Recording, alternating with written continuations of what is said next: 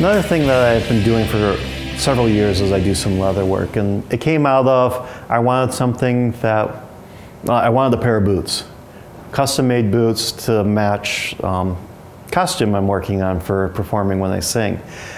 So I don't have $1,500 to buy a pair of custom-made boots, so I figured out how to do it myself. I did some research. Because of scouting, I learned how to do some basic leather craft and carving and everything, and it's kind of evolved into that. So I made what's, to me, something that's called functional art.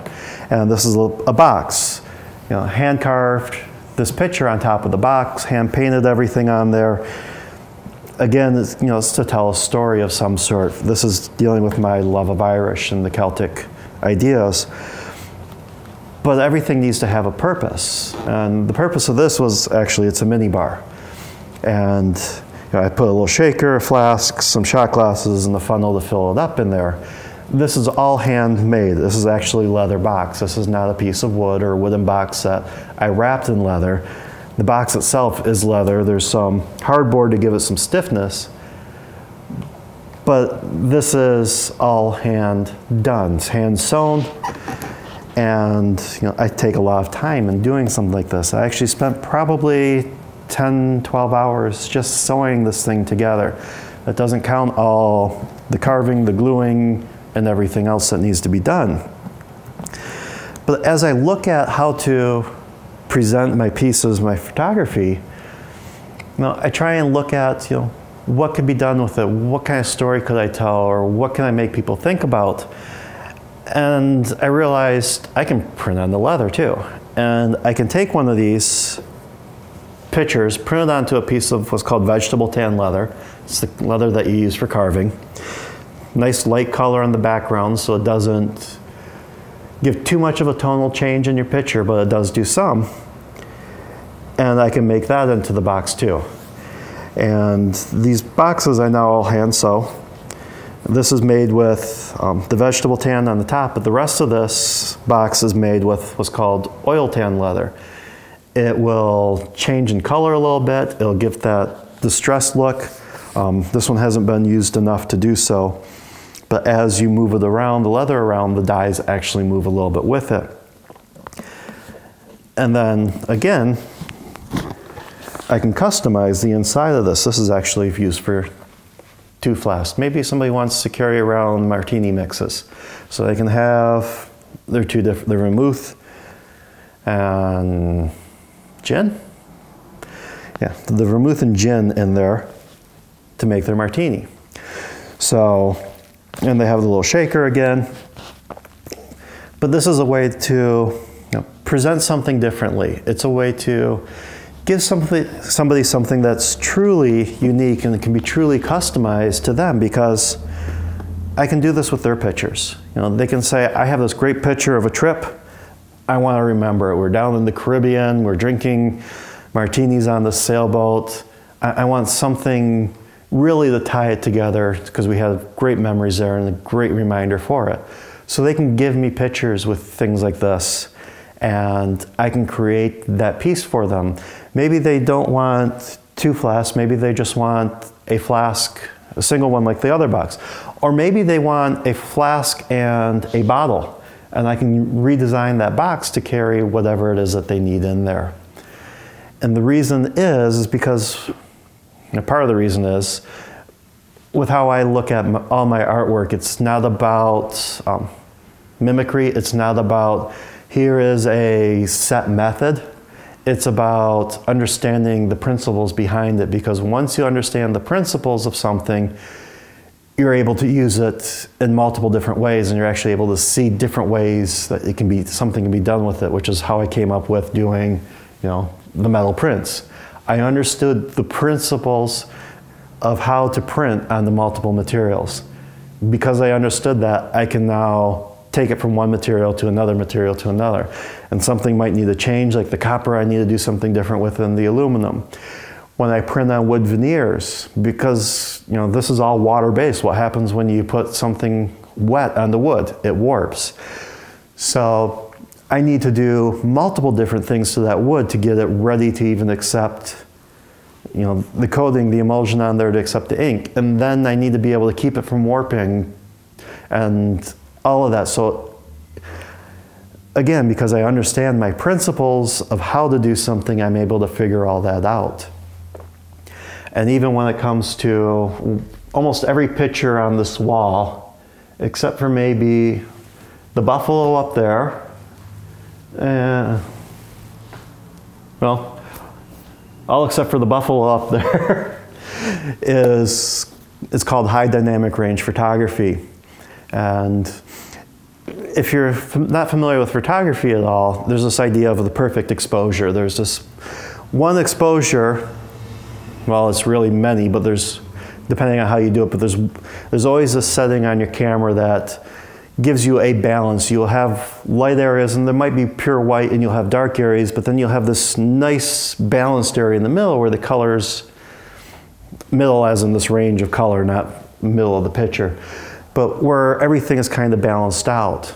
Unfortunately, you do have those bright white areas like on these water pictures. That water in a properly exposed picture would really be white. There wouldn't be a lot of detail to it. So in high dynamic range photography, you're purposely taking an overexposed picture or several overexposed pictures, because when you overexpose it, that means more light's coming in. That gives you light in your dark areas, those shadows. You can actually start picking up some details. And then you purposely take underexposed pictures. And in those underexposed pictures, you're getting more light in those areas that were pure white before, so you're able to get details in there. And that allows for some of the details that you'll see in the image, some of just the lines of water as it flows through there, because you can actually see how the bubbles are flowing through the water and how I'm doing these pictures. You wouldn't see that in the properly exposed image. You have to do this high dynamic range, and then the software will actually take all these images, and it can be anywhere from 3 images to 7 or 9 images, and combine them into a single image where now you have the details you have in your highlights and you have the details in your shadows, and the entire picture not only becomes more balanced, but it also gives you more detail. So you're able to see a little bit finer things that you wouldn't normally pick up in a digital camera or even in a film-based camera. So when I get into like the panoramic shots here, this picture and the waterfall there, I actually took 27 different exposures because there's 3 different setups in each of those pictures. So there's 3 shots of 9 shots each to give me those final images. You know, it takes time. I spent over an hour trying to get that shot because of everything that was going on. People interrupting me, people getting on the waterfall, all sorts of different things. As I said, every picture tells a story, but a lot of the pictures have a story in themselves. Or, you know, this one here where I was able to get it much quicker once I was able to find the location to get it from. Not all photographers will do this type of technique. Anybody who only wants to deal with film can't do it because you can't do it in film. There's no way to combine all that together unless you're scanning it in digitally and then using a computer to do your final processing. But there's no point in doing it with film either, because how color is made up, there's normally people think of color as 3 shades, 3 colors when you mix it together in printing. There's the red, the green, and the blue. You hear about it when you're dealing with component technology with TVs, where now we've gone to HDMI and newer methods. But you had these 3 plugs for your TV that, when HD originally came out. You had a red one, the green one, and the blue one. In film, there's about 210, I think, shades of red, green, and blue that combine together to make your image. You're limited to whatever colors you can get in there. In digital photography, most people shoot in what's called JPEG, and there you're limited to, it's called an 8-bit image. There's 256 shades from 0 to 255. The problem is when you send that off to your typical photo lab, and the JPEG itself, it doesn't really store all those colors. You lose details, you lose things in there. And when you send it even to a professional photo lab that's using the old chemical-based printing methods, you're back down to where you are in film.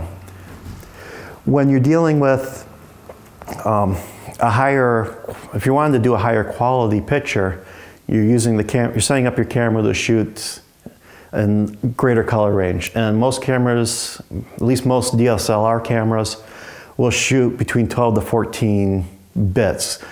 So we're talking somewhere around 8, 10,000, 12,000 shades of red, green, and blue in there.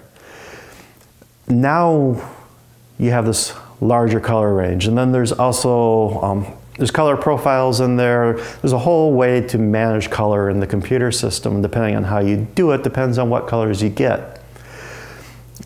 I try and use everything that I can to give me the greatest amount of range.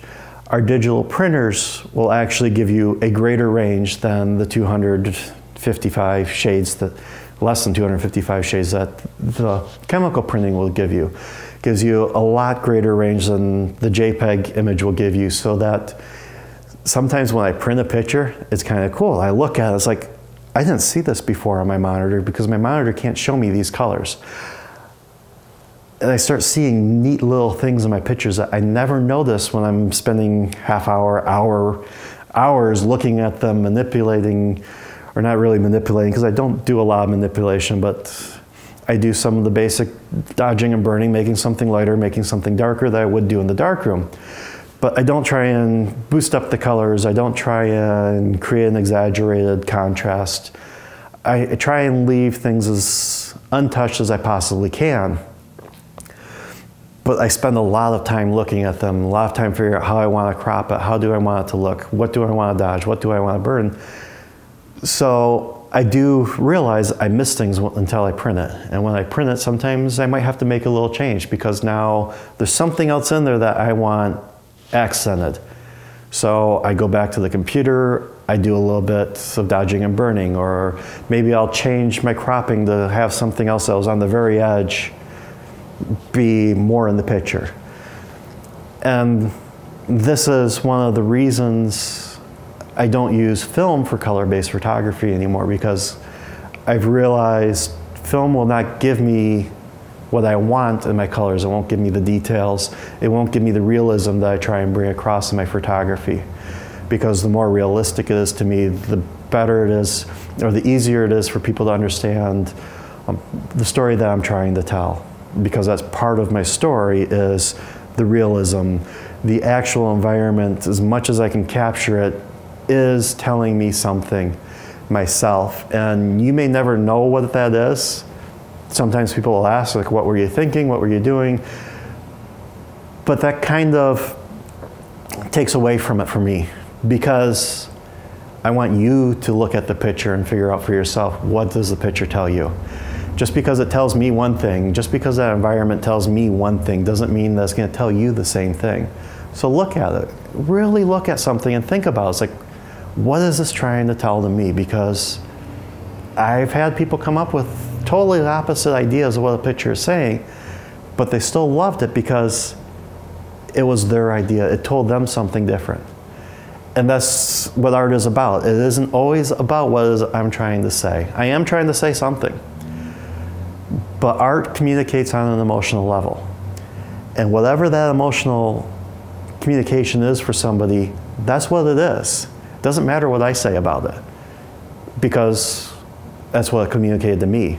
It's communicating something different to you, that's fine. I don't care. It's communicating to you, and that's the important part of it.